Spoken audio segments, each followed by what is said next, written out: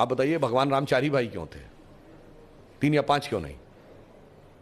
और अगर 4 भाई थे तो लक्ष्मणी क्यों राम के साथ जाएंगे वन में, और भरत ही खड़ाऊ रख के शासन क्यों करेंगे, और शत्रुघ्न ही अयोध्या में क्यों रहेंगे?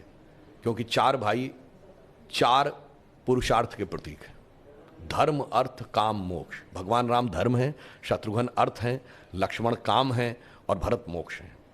अब देखिए साहब, धर्म के साथ काम यानी कामना यानी इच्छा सदैव संयुक्त रहनी चाहिए, इसलिए लक्ष्मण सदैव साथ में रहेंगे।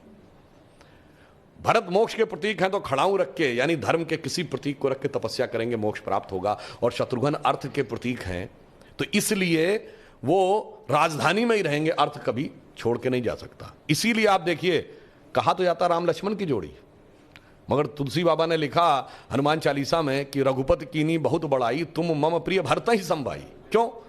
देखिए, कामना को तो धर्म सबसे प्रिय होना चाहिए, लक्ष्मण को राम प्रिय होने चाहिए, धर्म को मोक्ष। और फिर मैं एक और बात बताऊं, जो लोग कहते हैं ना राजा दशरथ के 3 रानियां क्यों थी, क्यों? इसमें 2 ही जुड़वा भाई हैं, कौन? लक्ष्मण और शत्रुघ्न। एक कामना एक अर्थ यानी इच्छा और पूर्ति, तो जुड़वा भाई हैं। और 3 क्यों जो होना जरूरी था?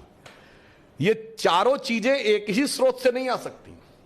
धर्म सतोगुण से आएगा तो कौशल्या जी सतोगुण का प्रतीक हैं तो राम की मां है।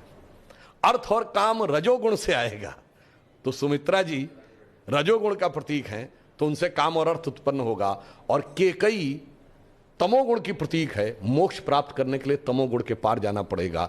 इसलिए महाराज दशरथ की 3 ही रानियां हैं, 2 या 4 नहीं। और फिर यहां पे मैं ये भी कह दूं, मतलब इसको कोई अन्यथा न ले, मैं मतलब ये नहीं कह रहा हूं, इसमें सबसे सुंदर कौन था? केकई। तमोगुण सबसे आकर्षक होता है और अक्सर उसी के पीछे बहुत सारी अनिष्ट की